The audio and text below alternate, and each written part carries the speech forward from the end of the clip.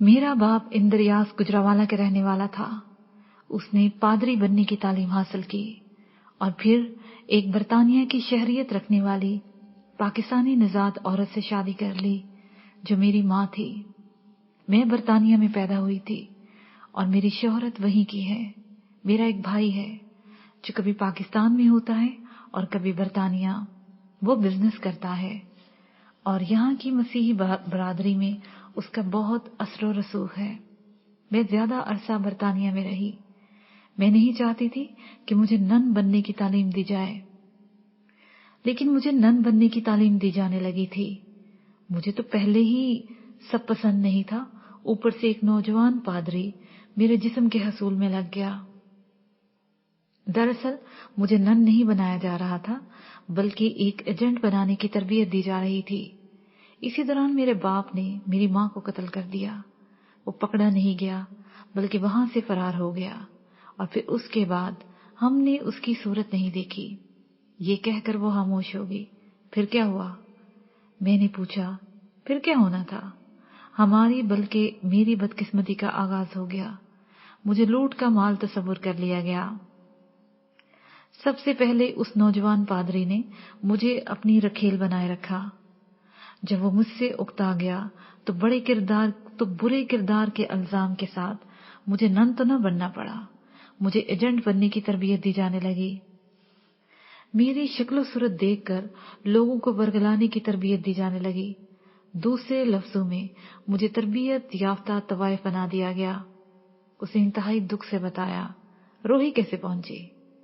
مجھے پاکستان میں چھوڑا گیا اور یہاں کے کئی سیاستدانوں کو اپنے مقصد کے لیے استعمال کرنے کا ٹارگٹ دیا گیا اور میں کرتی رہی. میں چند سیاستدانوں کے بارے میں تو پوری تفصیل سے بتا سکتی ہوں کون کیا ہے. اس دوران مجھے ایک ابھرتے ہوئے سیاستدان کا ٹاسک دیا گیا. ظفر سیال تھا نام اس کا. میں اس کے قریب ہوئی لیکن وہ میرے ہتھے نہ چڑھ سکا. اس کا کردار بہت مضبوط تھا. مجھے اسے قتل کر دینے کا کہا گیا. میں نے اسے قتل نہیں کیا بلکہ اسے ساری صورتحال بتا دی. وہ روہی کا پردادا تھا. اس نے مجھے وہاں بھیج دیا. مہر خدا بخش نے مجھے بہت عزت دی. میں نے جو سیکھا تھا سب وہاں سکھا دیا. جیسے تم نے نشانہ بازی کا تحفہ وہاں دیا. دیکھو یہ راز تمہارے اور میرے درمیان میں ہی رہے گا. تم کیا تھی اور کیا ہو یہ کسی کو معلوم نہیں ہونا چاہیے. تمہیں یہاں عزت ہی ملے گی. میں نے اسے اپنے ساتھ لگاتے ہوئے کہا. پھر اسے الگ کر کے اس کی آنکھوں میں یقین دلایا. وہ ایک دم سے رو پڑی. پھر بولی جمال کس قدر ذلیل ہوتی ہے یہ عورت جب اسے لوٹ کا مال سمجھ لیا جائے. لیکن اب نہیں ہو. یہاں رہو ہمارے ساتھ فیملی ممبر بن کر. باقی سب بھول جاؤ. میں نے کہا تو اس نے آنسو پونچھ لیے.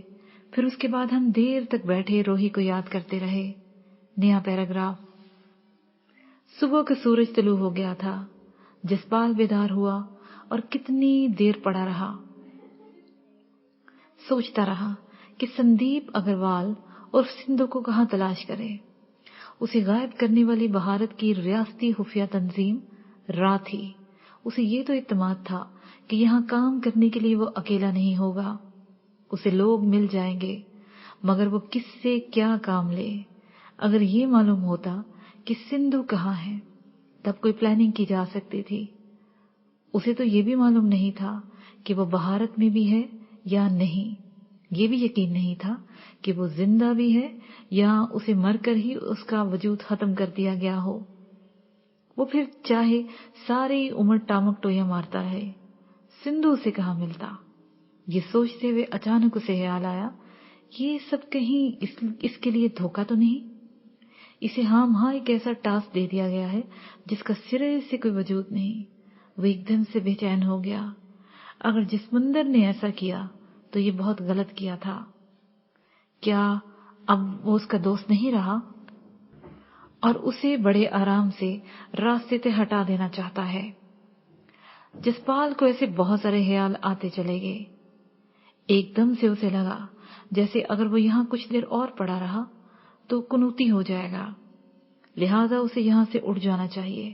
वो उठा और किचन की तरफ चल दिया। अभी उसने चाय का पानी धरा ही था कि गुरमीत किसी जिन की तरह आ गया। और भाजी, मुझे बता दो, मैं आपको चाय बना के दे देता हूँ। मैंने कहा, तुम्हें क्या तकलीफ देनी है यार। जसपाल ने कहा तो वो तेजी से बोला, ओ नहीं भाई जी, आप बैठ जाएं जाके, मैं लाता हूँ चाय।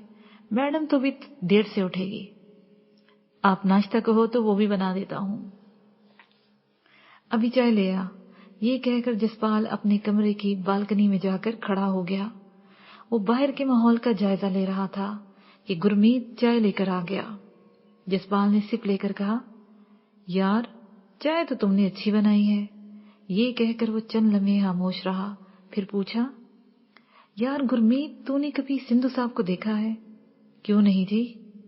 छोटा सा था जब मैं उनके पास आ गया था, फिर यहीं पला बड़ा हूं।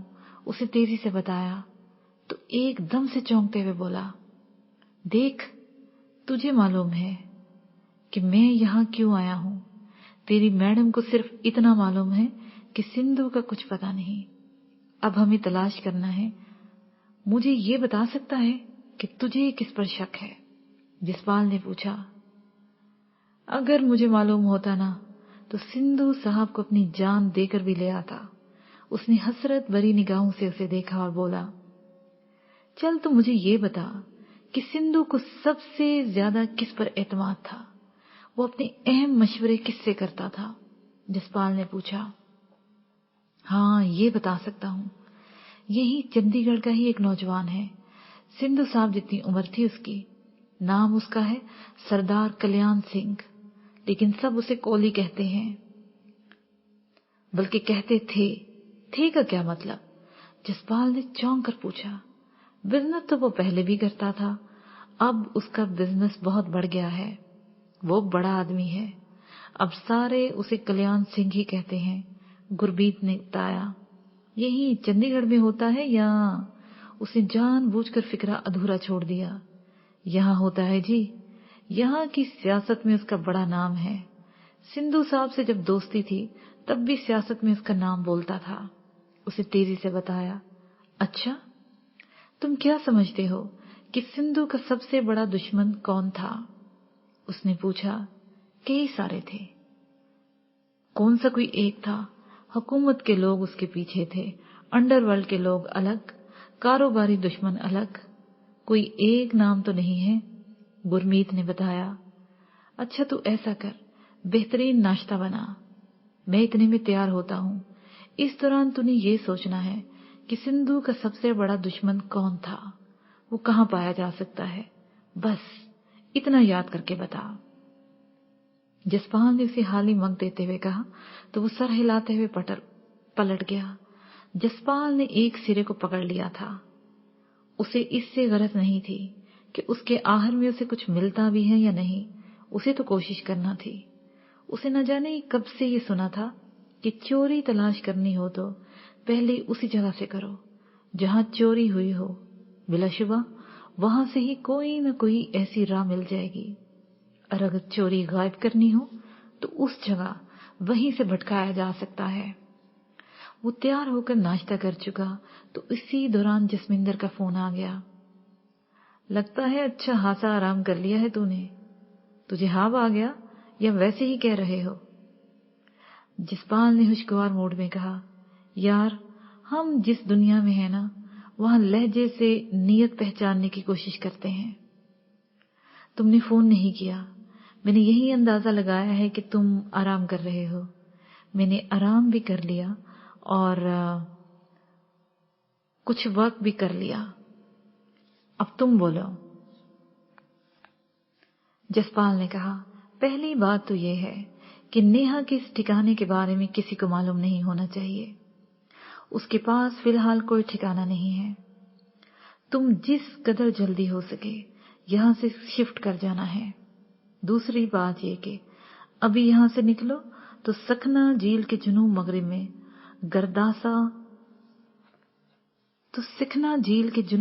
में गुरु सागर साहब का गुरुद्वारा है। वहां माथा टेकने पहुंचो। वहां कुछ लोग तुम्हें मिल जाएंगे। अगर चाहो तो उसी गुरुद्वारे में रह सकते हो। मुझे ठिकाने की परवाह नहीं, बस बंदे काम के दे देना, बाकी रब जाने, मैंने कहा और फोन बंद कर दिया। नेहा अभी तक सो रही थी। मैंने उस पर एक निगाह डाली और बाहर निकलता चला गया। सरदर रोड से आगे जाकर उसे कुछ रिक्शे खड़े दिखाई दिए। उसने एक रिक्शा लिया और गुरुद्वारे चल पड़ा। उसने गोल्फ क्लब के रास्ते से रास्ता लिया था। तकरीबन 20 मिनट बाद वो गुरुद्वारे के सामने था।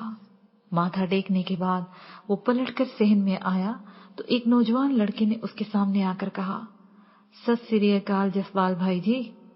सत श्री अकाल, क्या नाम है तुम्हारा? जसपाल ने पूछा तो वो बोला, नाम तो सच्चे गुरु महाराज का है जी, हम तो सेवक हैं जी, आप सेवक सिंह ही कह लो। ये कहकर उसने एक तरफ इशारा किया जहां एक लड़की खड़ी उसी की तरफ देख रही थी। आए जी, मैं आपको अपनी दोस्त से मिलवा दूं। ये कहकर वो उसकी तरफ बढ़ गया। जसपाल उसके पीछे चला गया। उनके पास पहुंचे तो नारंगी रंग की शलवार कमीज में फरबा माइल लड़की की तरफ इशारा करके बोला, ये रोनीत कुंवर है, समझ ले मेरी बात है, यही चंडीगढ़ से पड़ी है, बाकी आप इससे खुद पूछ लीजिएगा। सत श्री अकाल जी, उस लड़की ने दोनों हाथ जोड़ते हुए कहा। जसपाल ने उसके चेहरे पर देखा। उसकी आंखें ज्यादा रोशन और बातें करने वाली थीं। उसने भी फतह बुलाई तो दूसरी तरफ इशारा करके कहा, अगर यहीं बैठ के बात करनी है तो वहां दलान में बैठते हैं, वरना कहीं बाहर चलते हैं। मेरे हाल में यहीं बैठकर बात करते हैं, जसपाल ने कहा तो सेवक सिंह बाहर की तरफ चल पड़ा। वो तीनों भी इसके पीछे चल पड़े। गुरुद्वारे के पीछे काफी खुला लॉन था। वो वहीं बैठ गए। कुछ देर अजनबियत दूर करने में लग गई। तभी जसपाल ने उनकी तरफ देखकर कहा, मुझे नहीं मालूम कि आप मेरी मदद कैसे करेंगे, लेकिन हमें एक आदमी तलाश करना है जिसके बारे में कुछ नहीं मालूम कि वो कहाँ है, जिंदा भी है या पूरा हो गया है। आपके जहन में कोई बात है? रोनीत कुंवर ने पूछा। हाँ है, मुझे एक ऐसे बंदे से उसकी तलाश शुरू करना होगी जिस पर मुझे महज शक है। जसपाल ने गहरी संजीदगी से कहा। कौन है वो? सेवक सिंह ने कहा।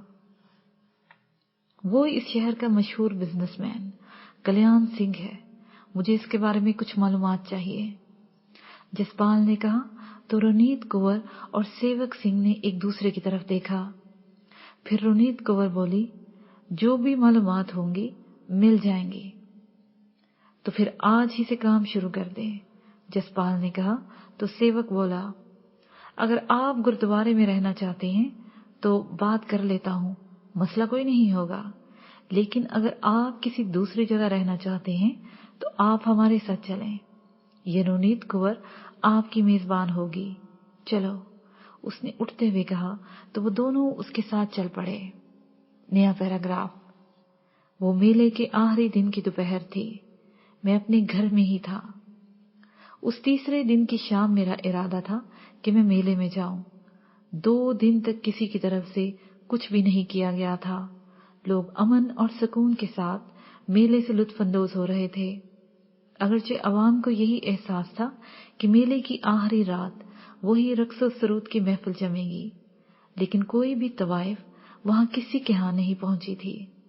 अब इस इलाके में कोई ऐसा बंदा नहीं रहा था कि इनकी मेजबानी कर सके।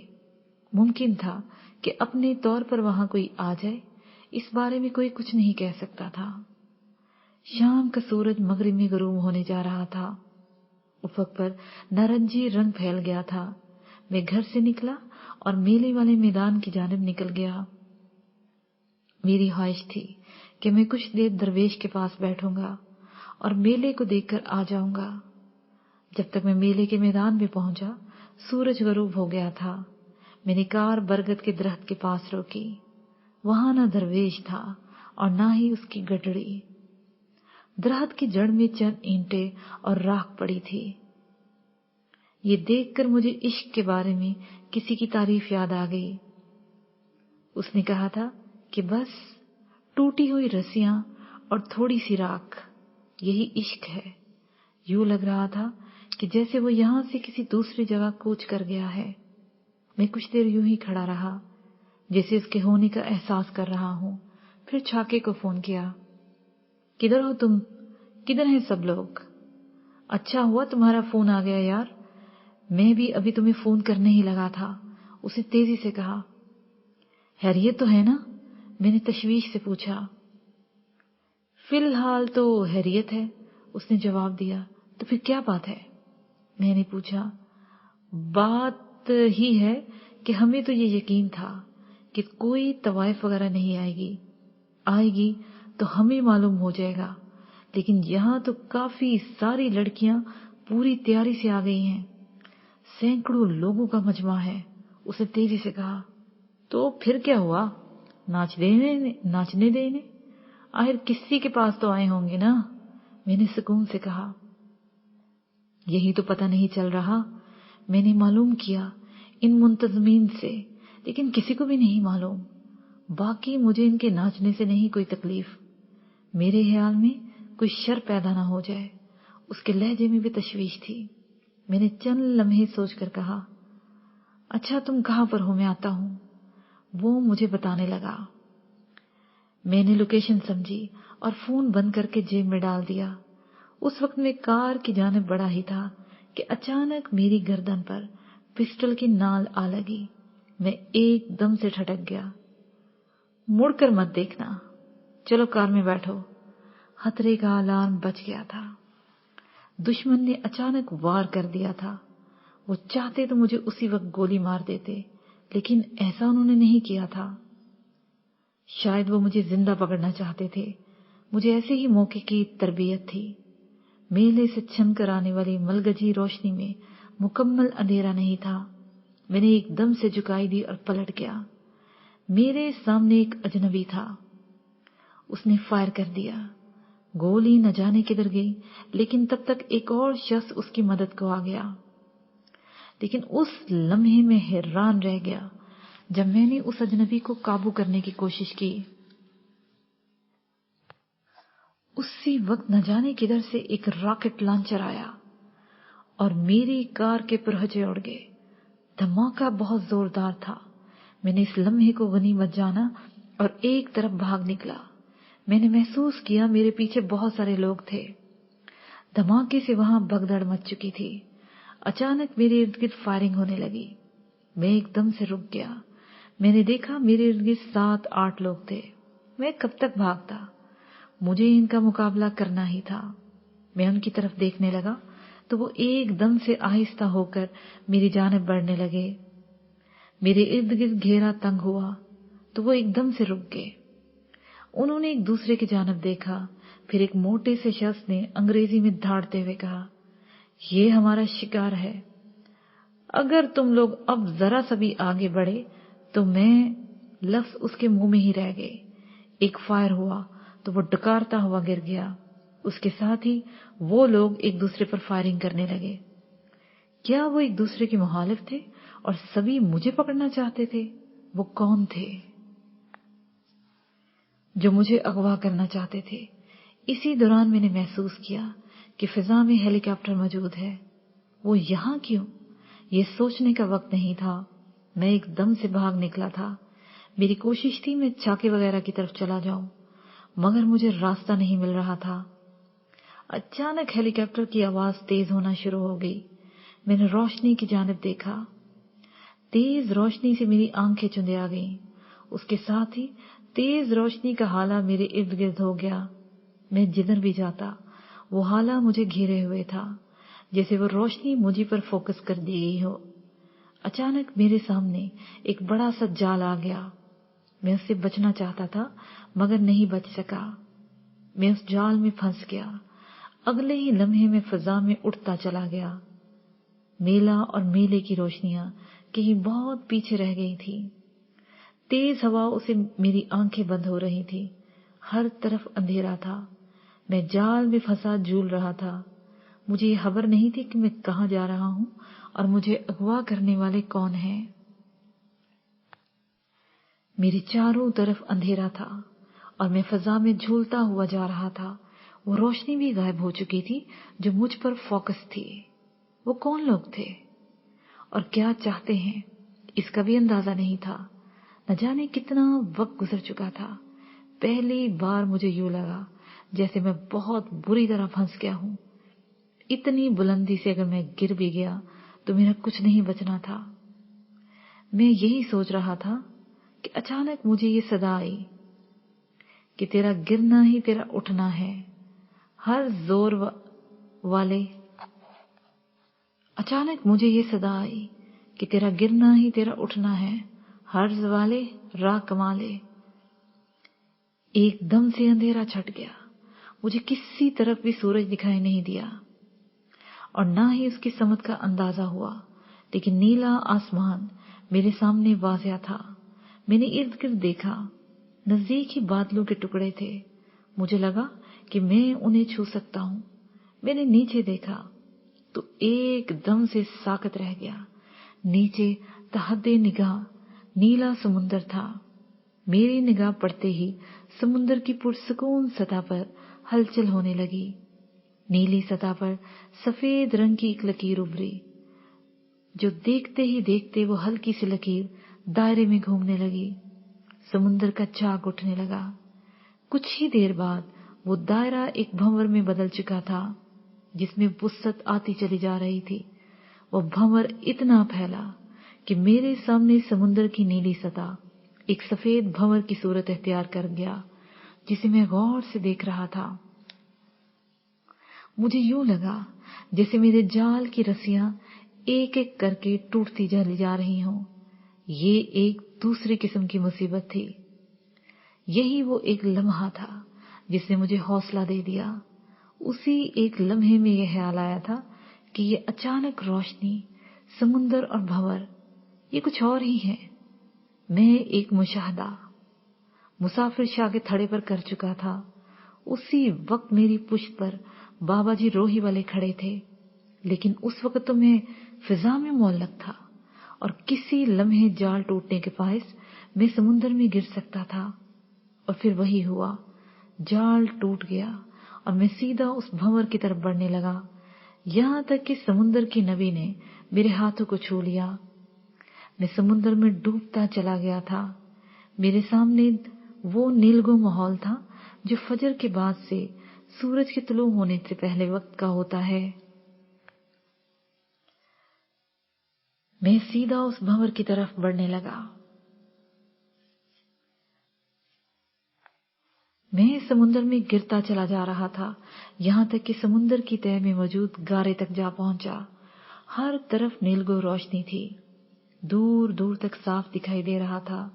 दफ्तन मेरी निगाह अपने वजूद पर पड़ी, जो बिल्कुल ट्रांसपेरेंट था, सफेद धुएं की मानद या पानी के बुलबुले की तरह। सांस लेने में मुश्किल या दबाव जैसी कोई कैफियत मैंने महसूस नहीं की। मैं अपना जायजा ले रहा था कि सामने से स्याह धब्बे वाज़िया होकर रंगीन मछलियों के झुंड में बदल गए। सुर्ख, पीले और नारंगी रंग के साथ स्याह धारियां आंखों को बहुत भली लग रही थी। वो सब मेरे करीब से गुजर गई और मैं आगे बढ़ता चला गया। मेरी राह में कुछ देर तक ऐसी ही बेशुमार रंग बिरंगी मछलियां दिखाई देती रहीं। मैं जिनके रंगों में खोकर रह गया। ऐसे ऐसे आबी पौधे दिखाई देने लगे जो पहले कभी नजर से नहीं गुजरे थे। अचानक मेरी दाएं जानब से शार्क नमूदार हुई। उसका मुंह खुला हुआ था। वो इन मासूम और खूबसूरत मछलियों को निगलती चली जा रही थी। उसके खुले हुए मुंह और तेज दांतों से मुझे एकदम ही नफरत होने लगी। मेरा जी चाहा कि मैं उसके जुल्म से इन छोटी मछलियों को बचाऊं। ये सोच अभी मेरे दिमाग में घूम रही थी कि अचानक मेरे सामने एक देव हैकल दरियाई घोड़ा नमूदार हुआ। शार्क उसे देखकर भागने लगी, मगर उसने अपना बड़ा सा मुंह खोला और सांस के जरिए उसे खींचा। वो शार्क उसके मुंह में आधी ही गई थी कि दरियाई घोड़े ने उसे काट लिया। शार्क के जिस्म का आधा हिस्सा पानी में तैरने लगा।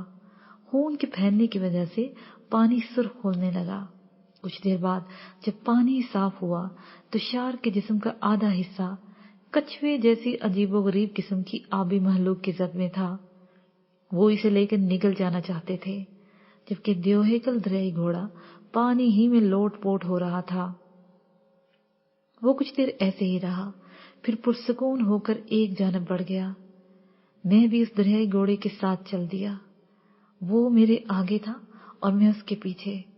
पता नहीं हमने कितना सफर तय किया था। मुझे दिखाई दिया कि सामने लकीरों की सूरत में काफी सारा पानी मुख्तलिफ रंगों का था, जो गदला हो रहा था। दरियाई घोड़ा अपनी मस्ती में आगे ही आगे बढ़ता चला जा रहा था। उसे पता ही न चला कि सांप के जैसे एक बाजू ने उसे अपनी लपेट में ले लिया। दरियाई घोड़ा तड़पा। एक ही झटके में उसने वो बाजू खुद से अलग किया। तब तक वो बाजू उसे घेर चुके थे। वो उनसे नबर्द आजमा था कि एक और बाजू ने उसे जकड़ लिया। वो ऑक्टोपस था। दरियाई घोड़े ने बहुत मुज़ाहमत की, मगर वो खुद को उन बाजू से अलग न कर सका। शार्क को निगलने जाने वाला दरियाई घोड़ा ऑक्टोपस के सामने बेबस था, यहां तक कि उसकी मुज़ाहमत जारी रही। वो बेबस और साकत हो गया था। ऑक्टोपस के सभी बाजू उससे चिमट गए। कुछ देर बाद वो बाजू अलग हुए तो दरियाई घोड़ा जैसे था ही नहीं। वो उसके बाजू में ही तहलील हो गया था। पानी एक बार फिर से गदला और सुर्ख हो चुका था। जब माहौल साफ हुआ तो ऑक्टोपस बड़ी मस्ती में एक जानब बढ़ गया। मुझे तजस्सुस हुआ कि इस आबी दुनिया में इस पर भी कोई भारी है। मैं उसके साथ साथ बढ़ता चला गया। बहुत दूर आगे अंधेरा बढ़ने लगा, लेकिन उस गहरे अंधेरे में रंग बिरंगी रोशनियां टिमटिमा रही थी, जैसे छोटे छोटे बल्ब जलते बुझते बहुत दूर तक जाते दिखाई दे। कई लहरें दूर तक जाती हुई दिखाई दी। ऑक्टोपस मस्ती में आगे जा रहा था। वो रोशनियां गहरे अंधेरे में थी, जो बहुत खूबसूरत दिखाई दे रही थी। मेरा ध्यान उसकी खूबसूरती में गुम हो गया। अचानक ऑक्टोपस के बाजू लरसने लगे, जैसे बेजान हो गए हों। चंद लम्हे बाद वो बिना तड़पे बेजान हो गया। वो किसी अनजाने मुंह में गायब होने लगा। लम्हों में उस ऑक्टोपस को निगल लिया गया तो गहरा अंधेरा छटने लगा। रोशनियां में मदम पड़ने लगी। नीलगू रोशनी में मतला साफ हुआ तो देखा वो एक बहुत बड़ी जेलीफिश थी। उसने अपने आप को छुपाने के लिए आगे पीछे ऐसा गदलापन छोड़ दिया था कि कोई उसे न देख सके, मगर उसने अपनी कशिश के लिए रोशनियां दिखाई दी। मैं अभी दुनिया के मुशाहिदे में था। मैं ये देखना चाहता था कि इससे भी बड़ी और जालिम महलूक कौन सी है। नया पैराग्राफ। दोपहर हो चुकी थी जब रुनीत कुंवर के साथ जसपाल सिंह 6 मंजिला इमारत के सामने रिक्शे में आन रुका।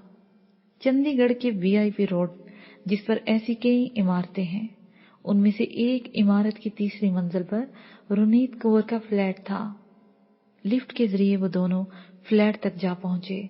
दरवाजा खोलने के बाद वो अंदर गए तो जसपाल ने पहले सादा से रुनीत कुंवर को देखा, फिर एक निगाह फ्लैट के अंदर डाली। फिर उसने एक महंगे सोफे पर बैठते हुए खुशगवार लहजे में पूछा, रोनीत, ये फ्लैट तुम्हारा ही है ना? हम किसी दूसरे के फ्लैट में तो नहीं घुस आए? रोनीत कुंवर ने हंकारा भरा और फिर खड़े खड़े बोली, यहाँ आने वाले हर बंदे को ऐसा महसूस नहीं होता। तुम बैठो, मैं आकर बताती हूँ। कुछ पीना चाहो तो फ्रिज से ले लो। ये कहकर वो अंदर की जानब चली गई।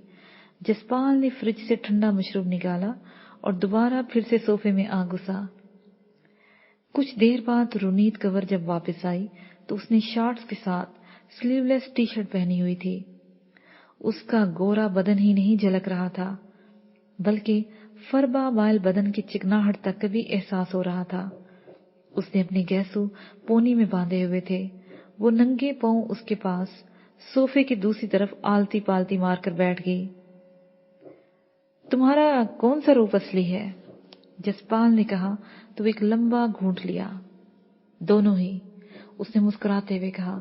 फिर एक लम्हा खामोशी के बाद खुशगवार अंदाज में बोली, जसपाल जी, गुरुद्वारे में तो इस तरह नहीं जाया जा सकता ना, और यहाँ घर में मैं ऐसे ही रहती हूँ। ये लग्जरी फ्लैट मैंने खुद खरीदा है और यहाँ जो कुछ भी दिखाई दे रहा है मेरा लाइफस्टाइल है। तुम मुझे मजहब के मामले में बहुत कट्टर और बाकी जिंदगी में अल्ट्रा मॉडर्न कह सकते हो। मेरे क्या काम आ सकती हो? जसपाल ने दो टोक अंदाज में पूछा। जैसा काम तुम चाहो, उसने जसपाल की आंखों में देखते हुए कहा।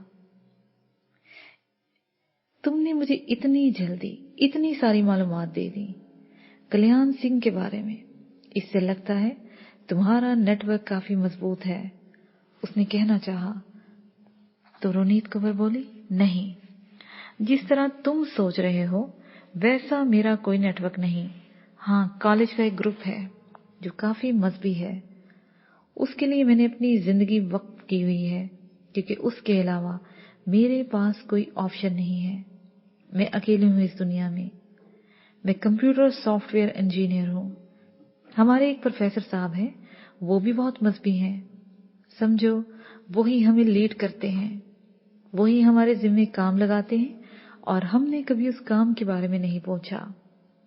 इसके साथ ही ये पार्ट अपने इख्तिताम को पहुंचा।